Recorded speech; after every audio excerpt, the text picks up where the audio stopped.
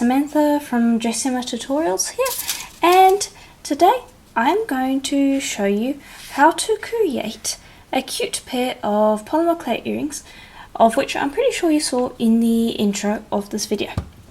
Now, before we actually start with the main part of this project, I want to get to the cool part that I want to show you, and that is how to create a kind of mica powder like paint using metal leaf and liquid clay. Now, I'm going to be using Kato clear liquid clay, but you can use any translucent liquid clay you want. And with that, we're going to make kind of a cool metallic, almost glittery mica powdery paint. Now, what you're going to need is just some sort of ceramic tile, your liquid clay of choice, and you're going to pop a little bit down, and you really only need a small amount of the metal leaf. Just going to move this to the side, and I probably only need about half of this metal leaf, so I'm just going to actually cut down the length so that I can separate it. And I have a little bit of liquid clay on my hand, so that's why it's sticking. Keep that in there, and then you can use that for another project. But this is what we're going to mix into the liquid clay. Okay, I'll bring that over. And all you're going to do is you're going to pop that down, and then add a little more liquid clay to the surface.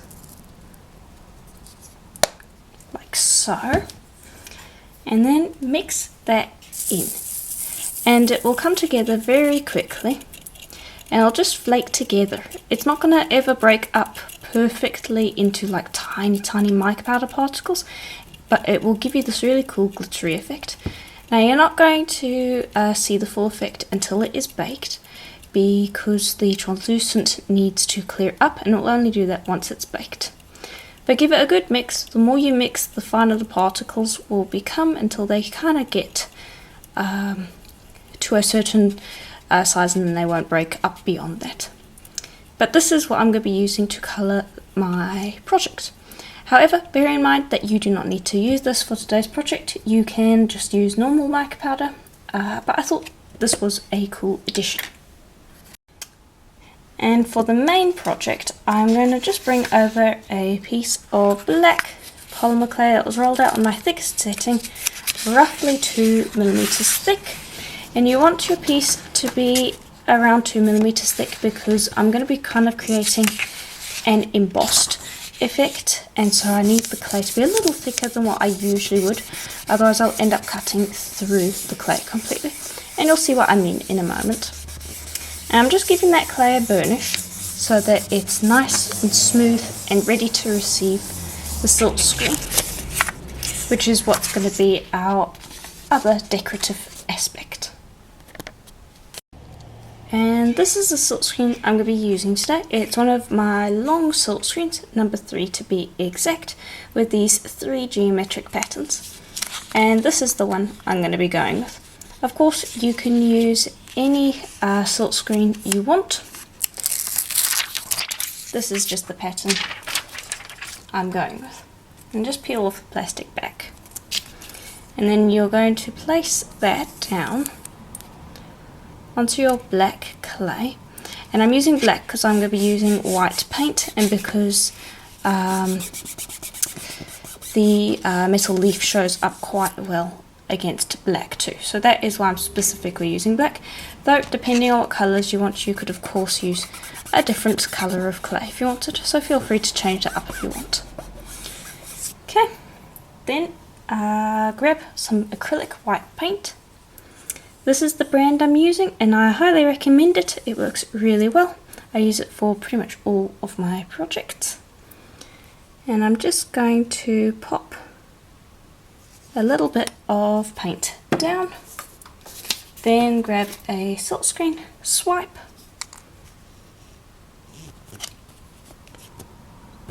and swipe that across like so. And that should just about do. I might go over one more time and that will do. Okay, then you're going to grab that and peel it up to reveal the pattern, and then clean that silk screen immediately. Okay, and here's how it should look. Now a quick thing I do want to say is to make sure that you do clean the silk screen and don't just pop it in water to soak, because I find that the silk screens give me a lot of trouble when it comes to cleaning after they've been soaking for a couple of minutes, around 10 or so. So definitely make sure that you clean it and have it off to the side drying before you move on to the next step, because honestly the paint takes a while to dry anyway, so by the time you get back it should be almost dry. Okay, and there we go, it's just about dry. Now the cutters that I'm going to be using are my Pebble Mirror number 2 set. There'll be a link in the description below, but the important part of this is that your cutters sit together in such a way that you can press down on them all at the same time so that you can create a imprint. And I'll walk you through that process in a moment. For now I'm going to be using these 4. I'm going to pop those to the side. And I'm going to remove the largest one because I'm not going to be using that one. And I'm going to work with these 3 cutters. Now what you're going to do is you're going to take those and you are going to place them all down. And I'm actually going to take the largest one first, or smallest, sorry. And I'm going to place it in the middle, like so. And just center on the pattern. Okay.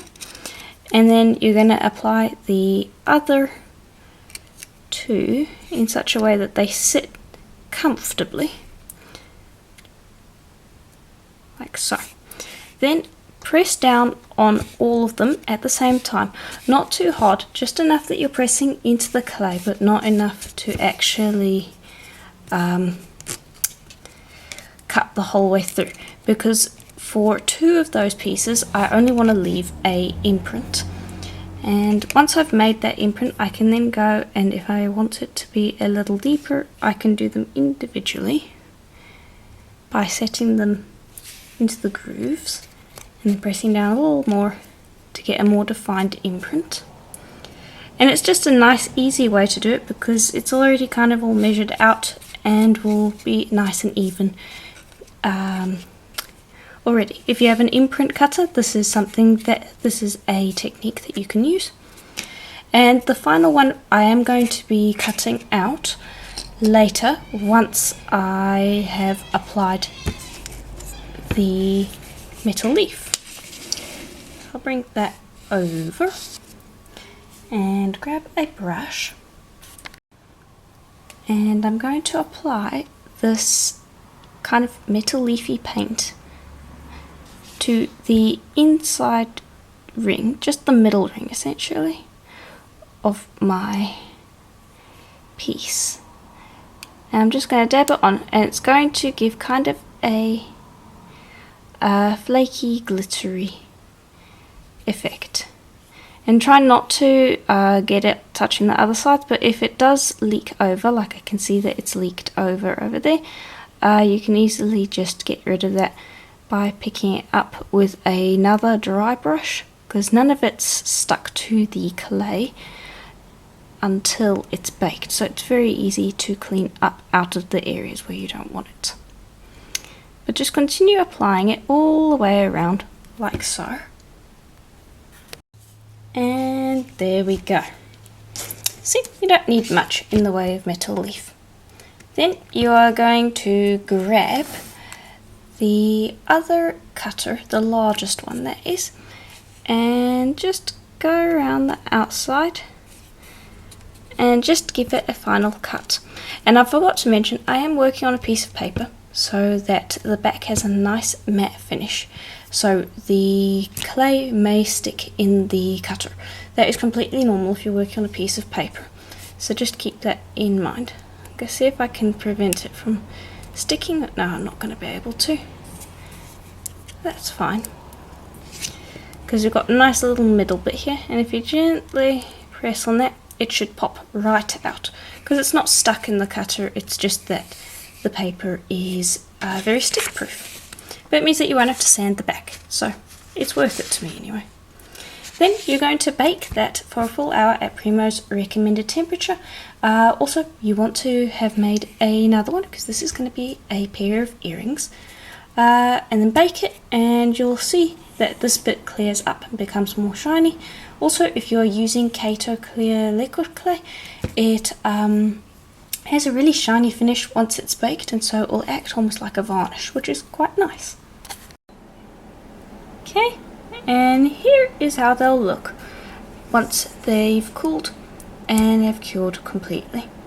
So you can see that that metal leaf leaves kind of a glittery effect, definitely a more prominent effect than you would get with mica powder, and also different than if you had just placed the metal leaf on just on its own. So it's definitely worth looking into as a technique if you want to get this effect.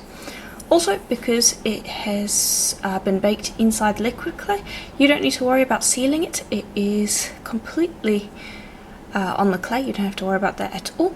I am still going to seal this because I want a shiny finish and because there is paint on there. But if you were just using this on its own without any of the paint, then yeah, you could just skip the varnish entirely. But what I'm going to do is I'm going to apply some Varathane water-based gloss varnish.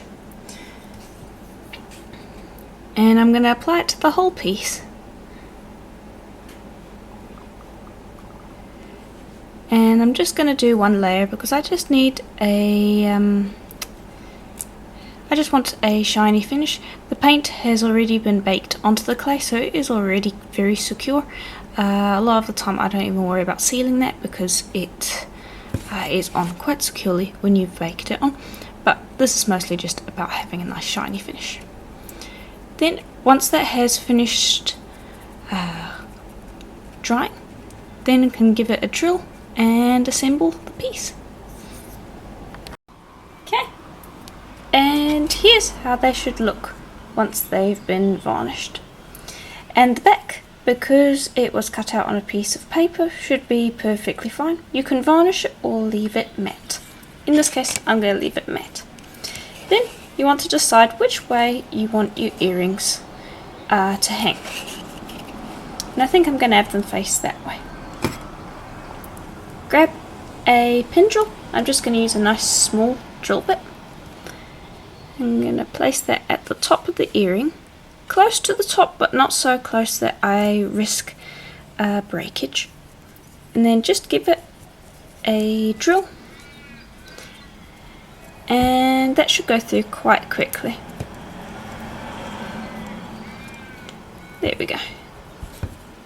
Clean up the extra clay and go back through a couple of times to really clean out that hole.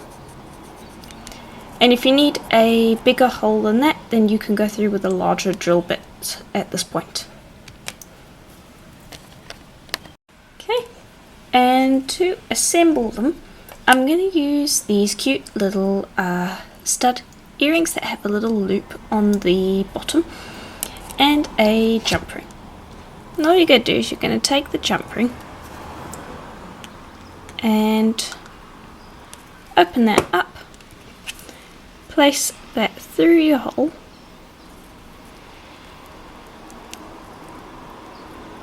like so,